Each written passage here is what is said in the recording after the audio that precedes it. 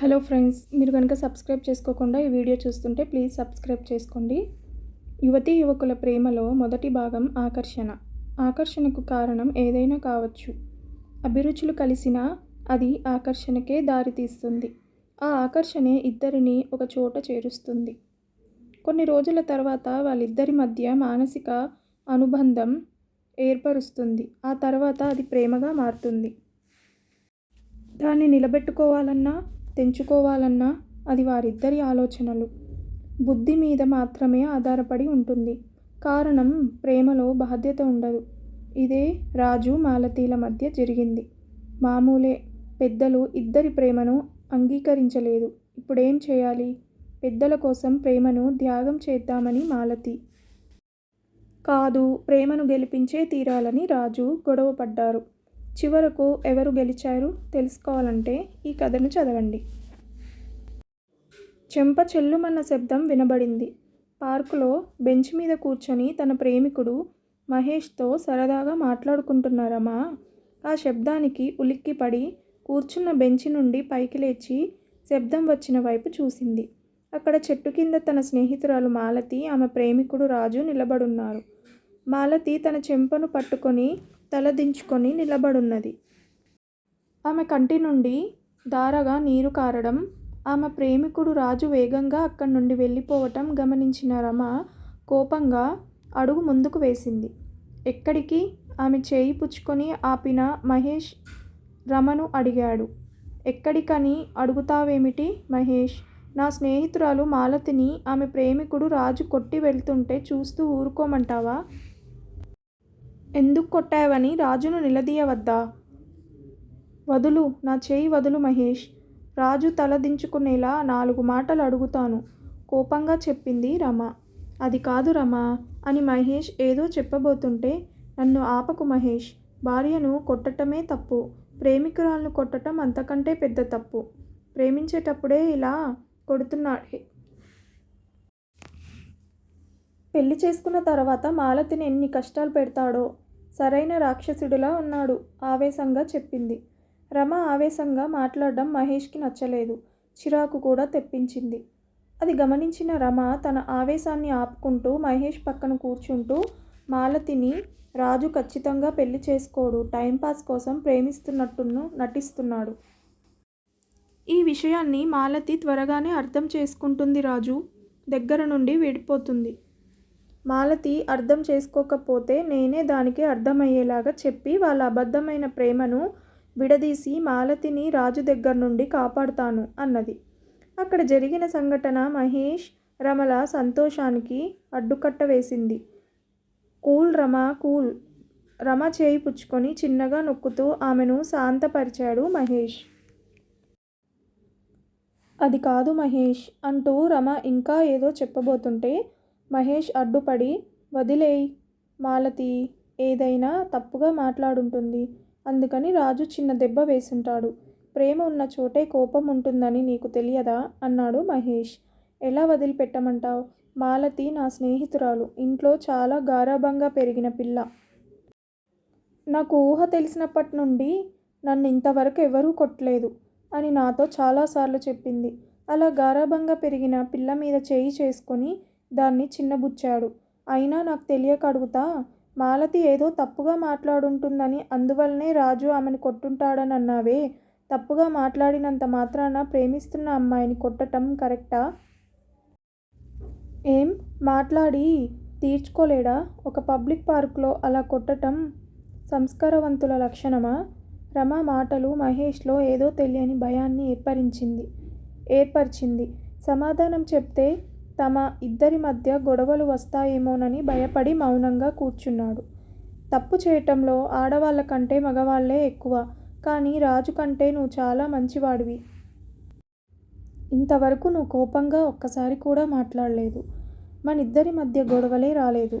నిజంగా నువ్వు చాలా గ్రేట్ మహేష్. మంచి సంస్కారవంతుడివి. నిన్ను ప్రేమించినందుకు నాకు ఎంత గర్వంగా ఉందో తెలుసా? నేను చాలా అదృష్టవంతురాల్ని అని చెప్పింది రమ.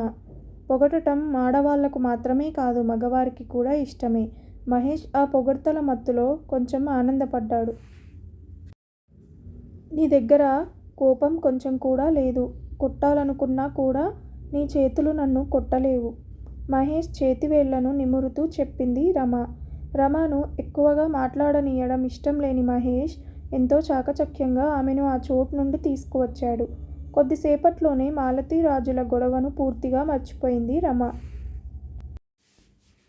కానీ రమను హాస్టల్ దగ్గర దింపినప్పుడు మహేష్, మన ప్రేమ నిర్మలమైన ప్రేమ. నాలాగని మాలతి కూడా చాలా మంచి మనసు కలిగిందే. ప్రేమ మీద నమ్మకం, ప్రేమికుడి మీద ప్రాణం పెట్టుకుంది. కానీ రాజు నిజమైన ప్రేమికుడిలా కనబడ్డం లేదు అన్నది. రమ, వాళ్ళ ప్రాబ్లం వాళ్ళే మాట్లాడి తీర్చుకుంటారు. మనం మన ప్రేమ గురించి మన గురించి మాట్లాడుకుంటూ దానిని కాపాడుకుందాం. వాళ్ళ గురించి ఎక్కువగా ఆలోచించి నీ మనసు పాడు చేసుకోకు, సరేనా? సమాధానపరిచాడు మహేష్. సరే బాయ్ మహేష్ అని చెప్పి హాస్టల్ లోపలకు వెళ్ళిపోయింది రమ. మరుసటి రోజు అదే పార్కులో అదే బెంచ్ దగ్గర మహేష్ను కలుసుకున్న రమ క్రితం రోజు జరిగిన రాజు మాలతీల సంఘటన గురించి మాట్లాడింది. మాలతి చెంప బాగా వాచిపోయిందంట. చెంపపైన 4 వేలి గుర్తులు ఎర్రగా కనబడుతున్నాయట. రాత్రంతా నిద్రపోకుండా ఏడుస్తూనే ఉందంట. మాలతి రూమ్మేట్ చెప్పింది. రాజు ఎందుకు కొట్టాడో కారణం ఏమైనా చెప్పిందా? తనని మర్చిపోయి అడిగాడు మహేష్. పొద్దున్న మాలతిని కలుసుకున్నప్పుడు అడిగాను. చెంప మీద వేళ్ల గుర్తులు కనబడకుండా ఉండటానికి చెయ్యి అడ్డు పెట్టుకొని నవ్వుతూ ఏమీ లేదని చెప్పింది. అలాగా? ఆశ్చర్యంగా అడిగాడు మహేష్. కానీ అలా చెప్తున్నప్పుడు చాలా కష్టపడింది. రమ తన చెంపను తడుముకుంటూ చెప్పటం చూసి చిన్నగా నవ్విన మహేష్, అదేదో నేను నీ చెంప మీద కొట్టినట్టు నువ్వు చెంప రుద్దుకుంటూ మాట్లాడుతున్నావు అన్నాడు. నిన్ననే చెప్పానుగా, నువ్వు నన్ను కొట్టాలనుకున్నా నీ చేతులు నన్ను కొట్టలేవని అని రమ మాట్లాడుతుండగా ఆమె పెదవుల మీద చేతులు పెట్టి ఆపు ఆపు అంటూ రమను అక్కడి నుంచి తీసుకువెళ్ళాడు మహేష్. మామూలుగా వారానికొక రోజు ఫోన్ చేయడం, శని ఆదివారాలలో రమను పార్కులో కలవడం చేసే మహేష్ ఆ వారం రమకు ఫోన్ చేయలేదు. పార్కుకు వస్తాడేమోనని ఆ శనివారం ఆదివారం పార్కుకు వెళ్ళి చాలాసేపు కూర్చుంది రమ. మహేష్ పార్కుకు కూడా రాలేదు. ఏమై ఉంటుందబ్బా, మనమే ఫోన్ చేస్తే? వద్దు, మహేష్ ఎంతో ముఖ్యమైన ఆఫీస్ టూర్ పనిలో ఉన్నప్పుడు మాత్రమే ఇలా జరుగుతుంది. కాబట్టి ఫోన్ వద్దు. ఈ వారం మహేష్ ఫోన్ చేస్తాడు. మహేష్ను డిస్టర్బ్ చేయడం ఇష్టం లేని రమ తిరిగి వెళ్ళిపోయింది. రెండో వారం కూడా మహేష్ దగ్గర నుండి ఫోన్ రాలేదు. నిరాశపడిన రమ, ఇలా ఎప్పుడూ జరగలేదే. ఆఫీస్ పనుల వలన టూర్ పొడిగిస్తే ఆ విషయాన్ని ఫోన్ చేసి ఖచ్చితంగా చెప్పేవాడు. మరెందుకు ఫోన్ చేయలేదో అనుకున్న వెంటనే మహేష్ దగ్గర నుండి ఫోన్ వచ్చింది. ఎందుకు ఫోన్ చేయలేదని అతనితో మాట్లాడాలనుకుంది. అసలు మాట్లాడకూడదని కూడా అనుకుంది. కపటం తెలియని ప్రేమ ఆమె మనసును మార్చింది. చెప్పు మహేష్, నీ ఫోన్ కోసమే ఎదురు చూస్తున్నా అన్నది. రేపు సాయంత్రం పార్కుకు వస్తావు కదూ అడిగాడు మహేష్. వస్తాను అని చెప్పి ఫోన్ పెట్టేసింది రమ. పార్కులో మహేష్ కోసం ఎదురు చూస్తూ కూర్చున్న రమకు దూరంగా మహేష్ రావడం కనిపించింది. అమ్మయ్య అనుకుంటూ సంతోషపడింది. మహేష్ వచ్చాడు. ఒక విధమైన బిడియంతో ఆమె పక్కనే ఎప్పుడూ కూర్చోనంత దూరంగా కూర్చున్నాడు. నేను తిడతానని దూరంగా కూర్చున్నాడు అనుకుంటూ రమ అతన్ని కవ్వించే విధంగా చూస్తూ అతని దగ్గరగా జరిగి కూర్చుంది. సిగ్గుతో వంకర్లు తిరిగాడు మహేష్. ఏమైంది మహేష్? ఆఫీస్ టూర్ పొడిగించినా ఫోన్ చేసి చెప్తావు కదా. ఇన్ని రోజులలో కనీసం ఒక్కసారి కూడా ఫోన్ చేయలేదు. సారీ రమా, ఆఫీస్ టూర్ వెళ్ళలేదు. అర్జెంటుగా రమ్మంటే మా ఊరు వెళ్ళాను మెల్లగా చెప్పాడు. రమ దగ్గరున్న ఉత్సాహం అతని దగ్గర లేదు. అతని మొహం డల్గా ఉన్నది. ఎవరో తెలియని మూడో వ్యక్తిలాగా బిడియంగా ఉన్నాడు. ప్రేమ మైకంలో ఉన్న రమ ఇవన్నీ గమనించలేదు. ఒకవేళ గమనించి ఉన్న ప్రయాణ బడలిక అని తనని తానే సమాధానపరుచుకుని ఉండేది. అర్జెంటుగా ఊరు వెళ్ళి ఉంటే కూడా అక్కడకు వెళ్ళిన తర్వాత నిదానంగా ఒక ఫోన్ అయినా చేసి చెప్పుండాలి. పర్వాలేదు, నేను మర్చిపోయాను. నువ్వు కూడా ఆ విషయం మర్చిపోయి ఫ్రీగా ఉండు అన్నది రమ. గుడ్ రమ, నేను చెప్పాలనుకున్నది కూడా అదే. నువ్వు నన్ను మర్చిపో. మన ప్రేమ పెళ్ళిగా మారదు అన్నాడు. ఆ మాటలతో షాక్ తిన్న రమ, ఏయ్ ఏం చెప్తున్నావు అన్నది. అవును, బంధుత్వం వదిలిపోకూడదని, అయిన వాళ్ళలోనే పెళ్లి చేసుకోవాలని చేతిలో విషం పెట్టుకొని నన్ను బెదిరిస్తున్నారు మా అమ్మా నాన్నలు. తర్వాత నిశ్చితార్థం కూడా అయిపోయింది. నీకు ఫోన్ చేసే ధైర్యం కూడా లేకపోయింది. అందుకు నేను ఎంత కుమిలిపోతున్నానో నాకు మాత్రమే తెలుసు. వెరీ వెరీ సారీ అన్నాడు మహేష్. మహేష్ చెప్పింది అర్థం చేసుకోవడానికి కొద్ది క్షణాలు పట్టింది రమకు. చేతిలో విషం పుచ్చుకొని నేను కూడా మహేష్ని బెదిరించవచ్చు, కానీ అలాంటి జీవితం అవసరమా అనుకున్నది రమ. మంటల్లో చిక్కుకొని కాలిపోతున్నట్లు అనిపించడంతో ఒక్కసారిగా పైకి లేచింది రమ. గట్టిగా ఏడవాలనిపించింది.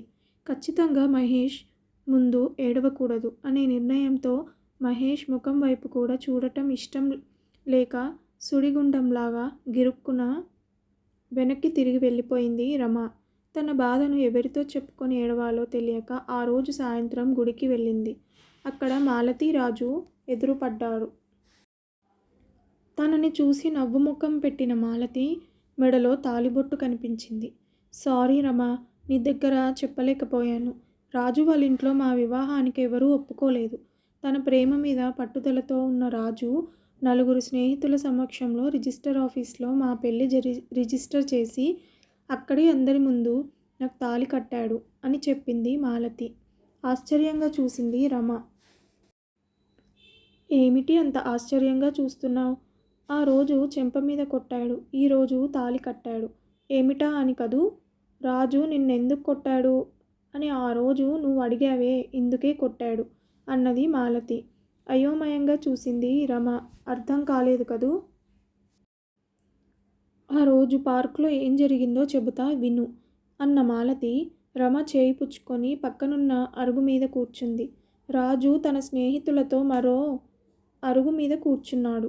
మాలతి, మా ఇంట్లో వాళ్ళు మన పెళ్ళికి ఒప్పుకోవటం లేదు. వాళ్ళని కాదని పెళ్లి చేసుకుంటే చచ్చిపోతామని బెదిరించారు అని చెప్పాడు రాజు. నువ్వేం చెప్పావు? ఆదుర్దాగా అడిగింది మాలతి. మీ బెదిరింపులకు నేను భయపడేది లేదు. మీరేమైనా చేసుకోండి అని చెప్పి వచ్చేశాను. అయ్యే, అలా ఎందుకు చేశావు? నిన్ను కని పెంచి పోషించిన నీ తల్లిదండ్రులతో అలాగేనా మాట్లాడేది? ఇంకెలా మాట్లాడుండాలి? వాళ్ళని కన్విన్స్ చేసుండాలి. చచ్చిపోతానని బెదిరించే తల్లిదండ్రులను కన్విన్స్ చేయలేము. అందుకే గొడవ పడి వచ్చేశాను. ఇంట్లో వాళ్ళతో గొడవెందుకు రాజు? వాళ్ళు చెప్పినట్లే నువ్వు వాళ్ళు చెప్పిన అమ్మాయినే పెళ్లి చేసుకో అంటే తల్లిదండ్రుల కోసం ప్రేమను త్యాగం చేయమంటున్నావు, అవునా? అవును. నేను అలాంటి వాడిని కాదు. నా ప్రేమను ప్రేమించిన అమ్మాయిని త్యాగం పేరుతో మోసం చేసే గుణం నాకు లేదు. అది కాదు రాజు. చూడు మాలతి, ప్రేమకు పెద్దవాళ్ళందరూ విరోధులే. ప్రేమించి పెళ్లి చేసుకున్న తల్లిదండ్రులు కూడా వాళ్ళ పిల్లలు ప్రేమిస్తే సహించరు. వాళ్ళ పిల్లల ప్రేమ దగ్గరకు వచ్చినప్పుడు ఆ ప్రేమకు ఎదురు చెప్తారు. ఇది ఒక విధమైన బూటక సమాజ గౌరవం. అలాగే ప్రేమ వివాహానికి తల్లిదండ్రులు ఒప్పుకోరని ప్రతి యువతకు తెలుసు. అలాంటప్పుడు ఎందుకు ఒకరిని ప్రేమించటం, ఆ తర్వాత తల్లిదండ్రుల పేరుతో ప్రేమించిన వారిని వదిలేయటం? ఇది ప్రేమకు చేసే అన్యాయం కాదా? ప్రేమిస్తే ప్రేమించిన వారినే పెళ్లి చేసుకోవాలి. తల్లిదండ్రులు ఒప్పుకోకుంటే వాళ్లను ఎదిరించైనా ప్రేమించిన వాళ్లను పెళ్లి చేసుకోవాలి. లేకపోతే అలాంటి సాహసం చేయలేకపోతే అసలు ప్రేమించనే కూడదు. ఇది సినిమా కాదు, నిజ జీవితం. నిజ జీవితం ప్రేమలో ప్రేమ కోసం తల్లిదండ్రులను త్యాగం చేయాలి, కానీ తల్లిదండ్రుల కోసం ప్రేమను త్యాగం చేయకూడదు. నువ్వు చెప్పింది కరెక్టే కావచ్చు. Marriages are made in heaven అంటారు. ఈ ప్రపంచంలో అన్నీ ఒక పథకం ప్రకారమే జరుగుతాయంటారు. అన్నీ ముందుగానే నిర్ణయం అవుతాయనే వాదన కూడా ఉంది. నీకు ఇంకొక అమ్మాయితో పెళ్లి జరగాలని దేవుడు నిర్ణయించుంటే మన ప్రేమ ఎలా గెలుస్తుంది? మన విషయంలో బహుశా అదే జరిగి ఉంటుంది. వాదన అని నువ్వే అంటున్నావు, అదే నిజం. అది వాదన మాత్రమే. తాము చేసే తప్పులను సమర్థించుకోవటానికి దేవుడి పేరు చెబుతూ తప్పించుకుంటున్నారు. మాలతి మౌనంగా ఉండిపోయింది. మళ్ళీ రాజునే మాట్లాడాడు. యువతీ యువకుల ప్రేమలో మొదటి భాగం ఆకర్షణ. ఆకర్షణకు కారణం ఏదైనా కావచ్చు. అభిరుచులు కలిసినా అది ఆకర్షణకే దారి తీస్తుంది. ఆ ఆకర్షణే ఇద్దరిని ఒక చోట చేరుస్తుంది. కొన్ని రోజుల తర్వాత వాళ్ళిద్దరి మధ్య మానసిక అనుబంధం ఏర్పడుతుంది. ఆ తర్వాత అది ప్రేమగా మారుతుంది. అది నిలబెట్టుకోవాలన్నా, తెంచుకోవాలన్నా అది వారిద్దరి ఆలోచనలు, బుద్ధి మీద మాత్రమే ఆధారపడి ఉంటుంది. కారణం ప్రేమలో బాధ్యత ఉండదు. పెద్దలు కుదిర్చిన పెళ్ళిళ్ళలో తెంచుకోవాలన్న ఆలోచనే రాదా? అడిగింది మాలతి. వస్తుంది. అయితే ఆ ఆలోచనకు వాళ్ళ ఇద్దరి మధ్య పెళ్లి వలన ఏర్పడిన మానసిక అనుబంధంతో పాటు బాధ్యత కూడా అడ్డుగోడగా నిలుస్తుంది. దీనికే కాదు, భార్యాభర్తల మధ్య ఏర్పడే ఎన్నో అహంకార ఆలోచనలకు పెళ్లి అడ్డుగోడుగా నిలుస్తుంది.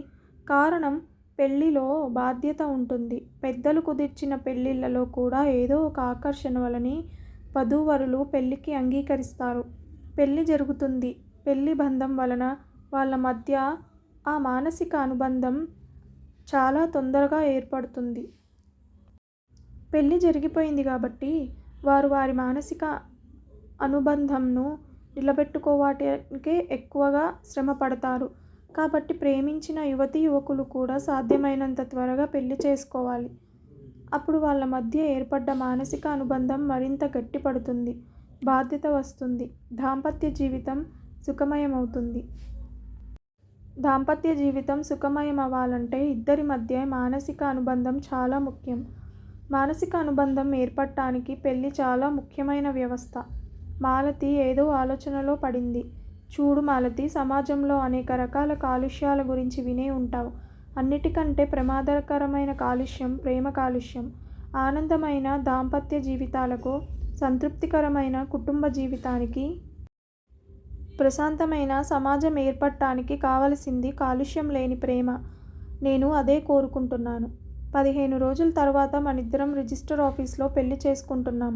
దానికి కావలసిన ఏర్పాట్లు ఈరోజు మొదలు పెట్టాను.